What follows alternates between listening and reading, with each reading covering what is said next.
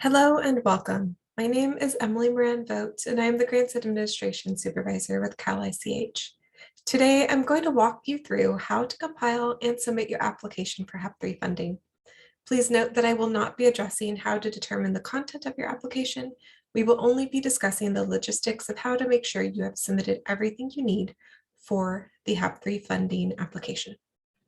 If you are looking for help on determining how to use your HAP-3 funding, setting outcome goals, understanding your data, or completing the local homelessness action plan, please refer to the resources listed on our HAP webpage or contact us at HAP, that's HHAP @bcsh.ca.gov with your questions or requests for technical assistance.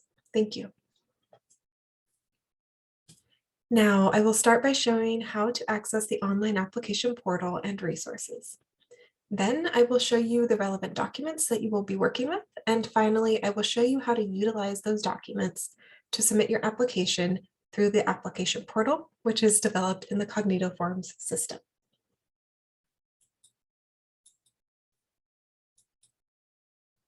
To begin, you can access the portal one of two ways, either through clicking on the direct link that was provided by email and in office hours previously, or by navigating to our HAP webpage, shown on the screen now, and clicking on the HAP-3 application portal in the HAP Round 3 funding column of the page.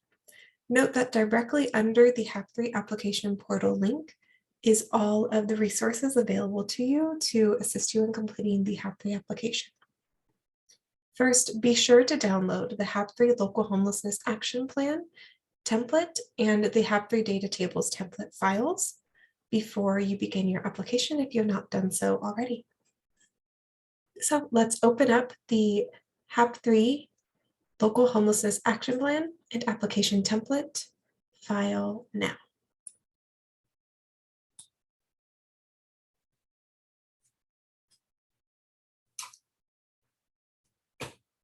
I will scroll through it briefly.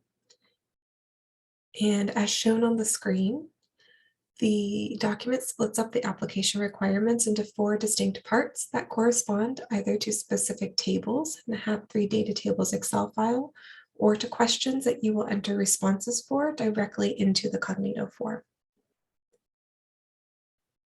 The HAP-3 data tables template Excel file, shown on the screen now, contains 8 tabs that correspond to the 8 specific tables described in detail in the application template file that I just showed.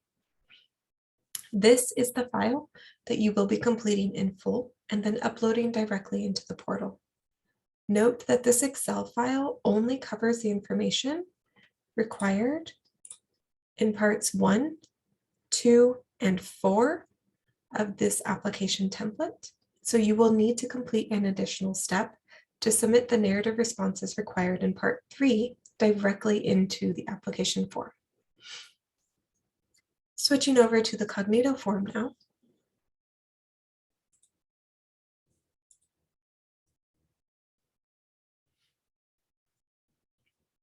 As you can see, parts 1 through 4 of the application are clearly listed here, with an explanation of how to ensure you provide the information required for each section. The information required in Part 1, landscape analysis of needs, demographics, and funding, will be provided in tables 1, 2, and 3 of the HAP-3 data type tables template file. The information for Part 2, the outcome goals and strategies for achieving those goals, will be provided in tables 4 and 5 of the HAP-3 data tables Excel file, and also directly entered into the Cognito form in the outcome goals and strategies section. For Part 3, narrative responses, you will be entering these responses directly into the portal, and you are not required to upload a separate document with this information.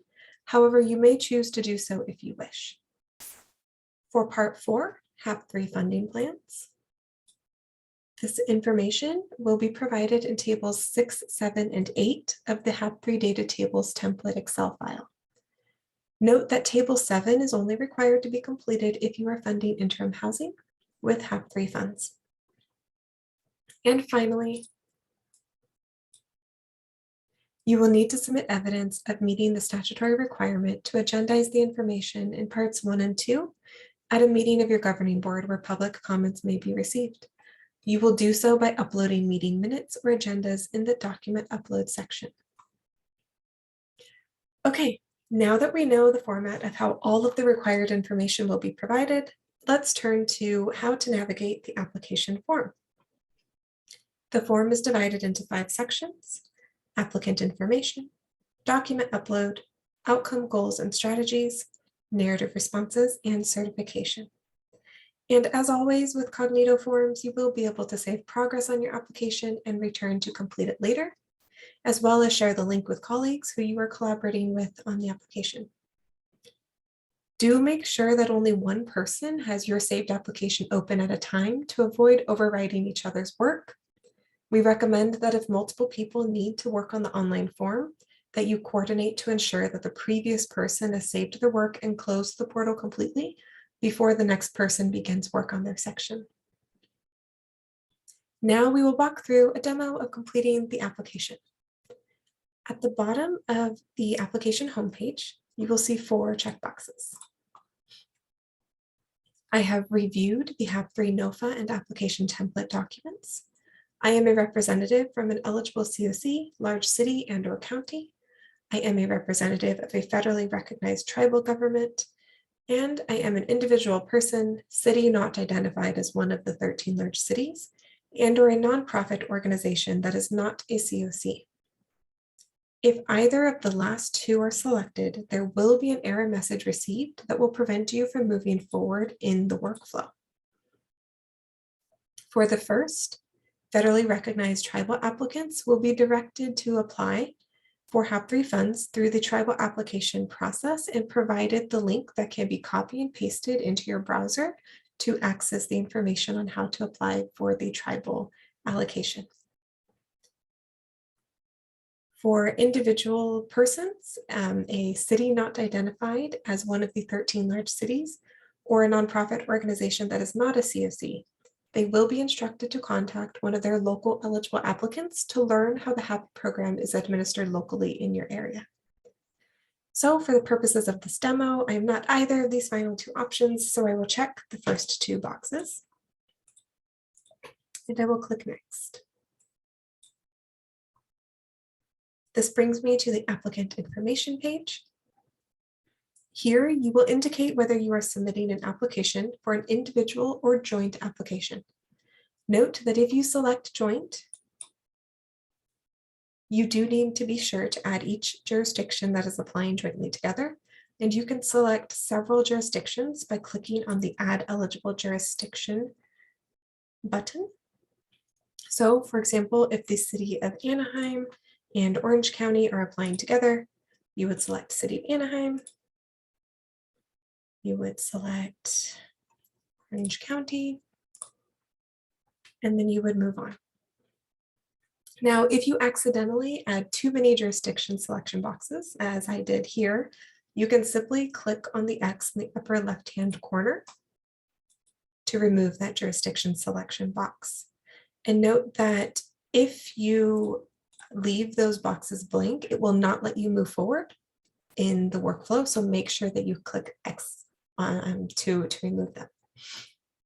In this case, I am not submitting a joint application, just an individual application. And so we click individual and select City of Anaheim, first on the list. And then you'll go through and enter the administrative entity information and contact information. This is a good point to save your application and send yourself an editable link. As you can see, when you click save, it will open another small window.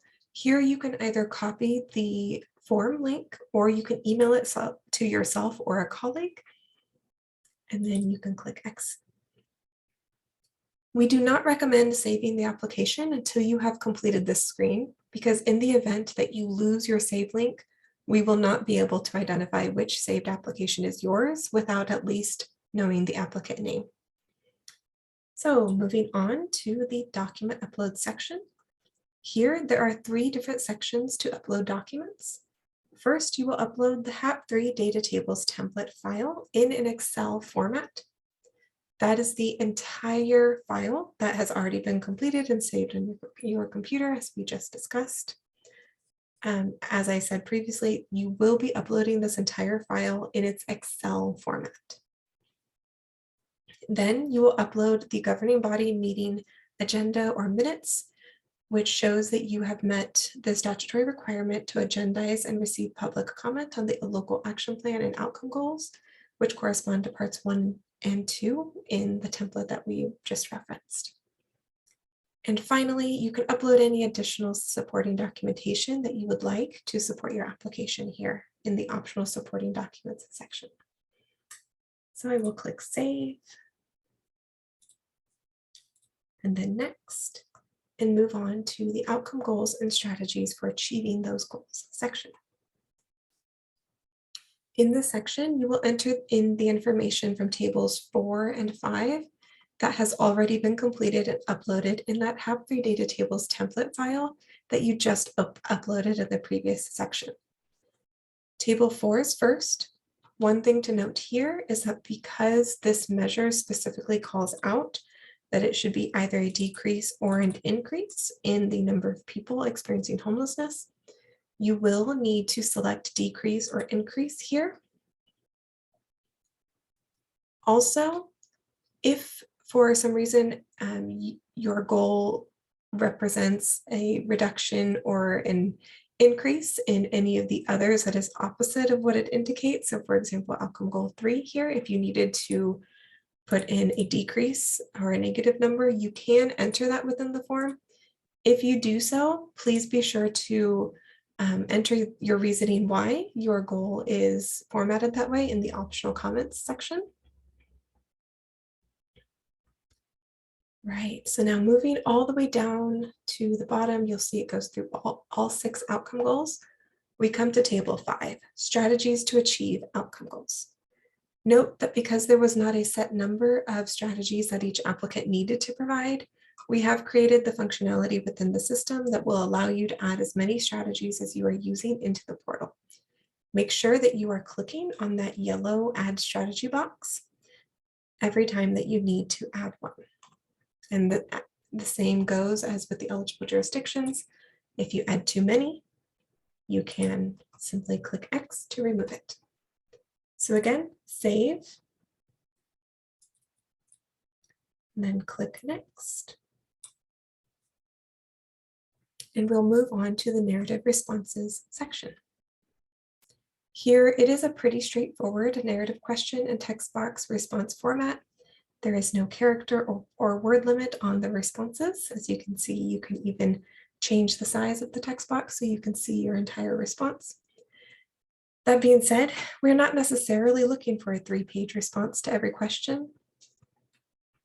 And we do encourage you to utilize other resources you may have already developed. We want you to be able to leverage work you've already done. So if you need to upload a supplemental document like a policies and procedures document or a past action plan, something of that nature, you can do so in the supporting document section in that document upload page that we saw previously, and then you can reference that information here. So then once you've gone through and you've entered in responses for each question, as you can see, I just kept it easy and entered in the same thing on every single one. Again, click Save, and then Next. And then this will bring you to a really quick certification page.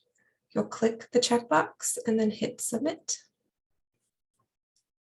So now we've covered all of the essential application components and how to submit the HAP-3 application. If you have any additional questions, you can reach out to us at the HAP inbox at hhap@bcsh.ca.gov. You can attend one of the drop-in sessions that will occur through the end of June and are listed on the screen now. And you can also request technical assistance by emailing us at the HAP inbox. I'll leave this information on the screen for a few moments.